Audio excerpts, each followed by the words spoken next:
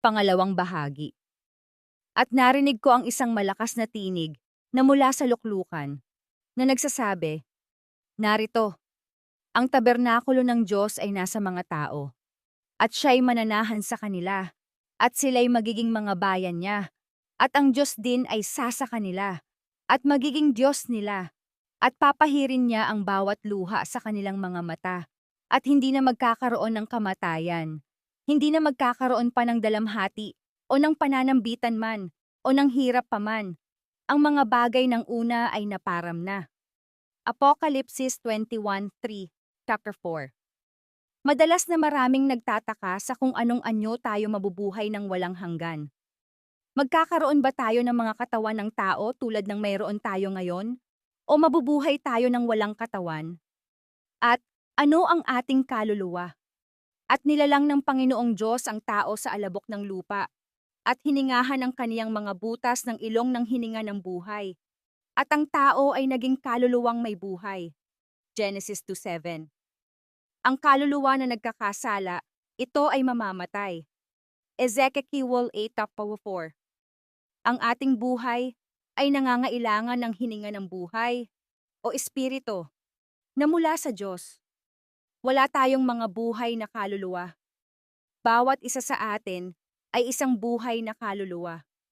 Ang paniniwala na tayo ay nagtataglay ng mapaghihiwalay na immortal na mga kaluluwa ay hindi sinusuportahan ng Biblia. Sa ikalawang pagdating ni Kristo, ang ating disakdal na katawan ay babaguhin sa isang kisap mata. 1 Corinto 15:52. Tungo sa pagiging perpekto. Sapagkat ang kabayaran ng kasalanan ay kamatayan. Roma 6:23. Wala saan man sa salita ng Diyos na inilarawan ang kamatayan bilang ibang bagay maliban sa kamatayan. Ang lahat ng banal na kasulatan na wastong naunawaan ay nagpapatunay na ang kasalanan ay nagbubunga ng kamatayan na may nag-iisang tinig lamang na sumasalungat. At sinabi ng ahas sa babae, "Tunay na hindi kayo mamamatay." Gener 3:4. Idinagdag ang pagbibigay diin. Sapagkat gayon na lamang ang pagsinta ng Diyos sa sanglibutan, na ibinigay niya ang kaniyang bugtong na anak, upang ang sinomang sa kanya'y sumampalataya ay huwag mapahamak, kundi magkaroon ng buhay na walang hanggan. Juan 3:16. Ang ibig sabihin ng salitang mapahamak ay ang dumating sa isang estado ng kawalan ng buhay. Hindi ito nangangahulugan na mabuhay sa ibang lugar, sa isang estado ng pagdurusa. Sinabi niya Hisas sa kanila, "Si Lazaro na ating kaibigan ay natutulog, ngunit ako'y paroroon upang gisingin ko siya sa pagkakatulog." Sinabi nga ng mga alagad sa kanya, "Panginoon, kung siya'y natutulog, ay siya'y gagaling." Sinalita nga ni Jesus ang tungkol sa kanyang pagkamatay. Datapuat sinapantahan nila na ang sinalita ay ang karaniwang pagtulog. Nang magkagayon nga ay sinabi sa kanila ni Jesus ng malinaw, "Si Lazaro ay patay." Juan Woman Partone, idinagdag ang pagbibigay diin. Inihalin tulad ni Jesus ang kamatayan sa pagtulog dahil kayang buhayin ng Diyos ang isang tao mula sa mga patay. Nang buhayin ni Jesus si Lazaro, pagkatapos ng 4 na araw sa libingan, si Lazaro ay hindi tinawag pabalik mula sa langit. Nagising siya mula sa isang walang malay na estado, kamatayan. Ang hininga niya ay pumapanaw. Siya'y nanunumbalik sa kaniyang pagkalupa.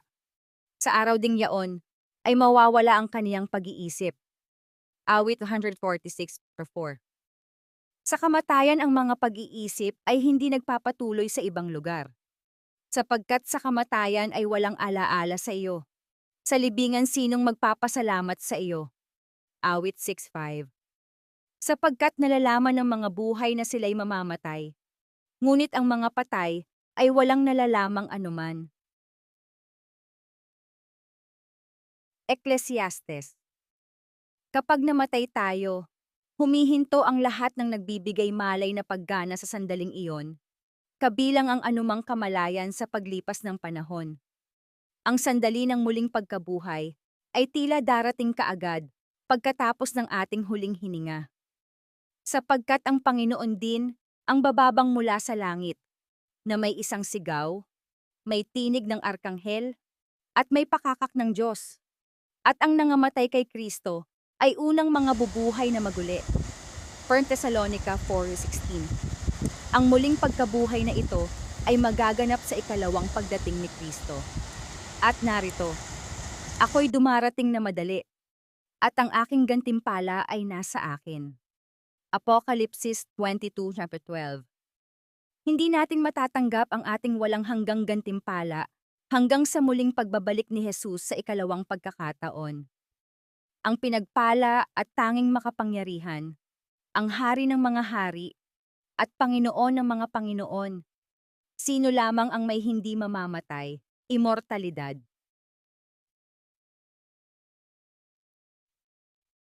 Ang Diyos lamang ang walang kamatayan. Hindi tayo. Narito, ipinakikita ko sa inyo ang isang hiwaga. Hindi tayong lahat ay matutulog, ngunit tayong lahat ay babaguhin. Sa isang sandali, sa isang kisap mata, sa huling pakakak, sapagkat ang trompeta ay tutunog, at ang mga patay ay mga bubuhay na maguli na walang kasiraan, at tayo ay babaguhin. Sapagkat itong may kasiraan ay kailangang magbihis ng walang kasiraan, at itong may kamatayan ay dapat magbihis ng walang kamatayan.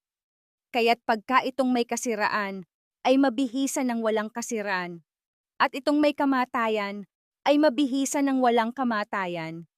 Kung magkagayoy mangyayari ang kasabihang nasusulat, nilamon ng tagumpay ang kamatayan. 1 Corinto 15:51-54.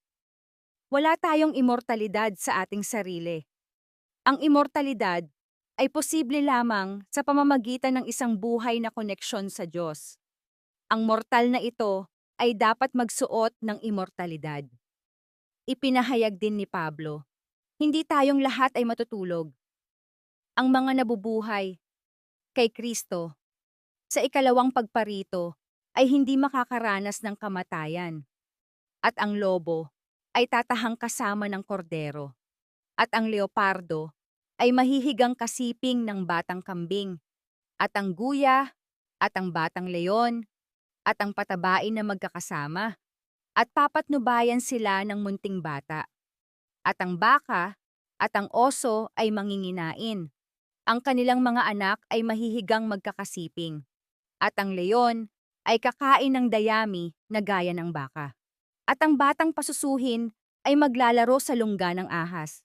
At isusuot ng batang kahihiwalay sa suso ang kaniyang kamay sa lungga ng ulupong. Hindi sila magsisipanakit o magsisipanira man sa aking buong banal na bundok.